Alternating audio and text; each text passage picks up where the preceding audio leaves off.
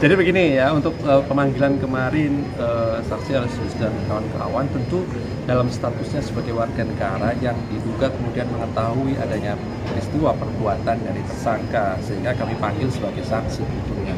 Kami paham ya bagaimana kemudian tugas pokok fungsi dari seorang penasihat hukum, seorang kuasa hukum, seorang pengacara ya terhadap kliennya, dan itu kan dilindungi oleh undang-undang karena advokat juga bagian dari penegak hukum.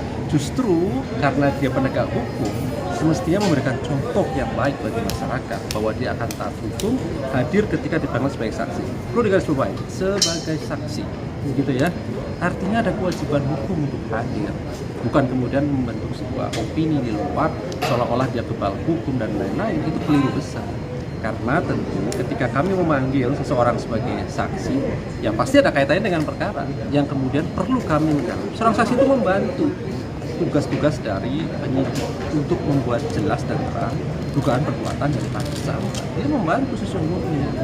Makanya ada kewajiban dia harus hadir. Oleh karena itu kami berharap nanti kami akan panggil untuk yang kedua sebagai saksi. Dia kooperatif, hadir, menghormati proses yang sedang berjalan.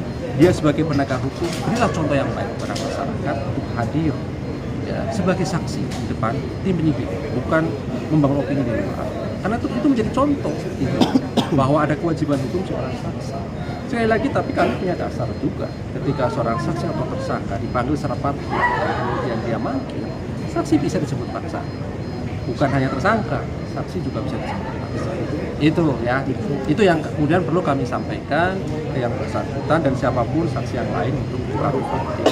Oke? Ini dia malah kan si Alexis ini malah ngirim surat gitu dan minta kalau mau dijelasin dulu KPK kenapa panggil. Nah itu mau dibalas apa? Iya, saya begini, tentu kami tidak akan membalas surat semacam itu karena yang diperlukan adalah dia hadir, kemudian disampaikanlah di depan tim penyidik. Kalau kemudian bahwa dia bisa membuktikan, oh saya adalah orang yang berhubungan langsung dengan tersangka, hubungan keluarga misalnya, akan mengundurkan diri, ya sampaikan di hadapan penyidik tentunya.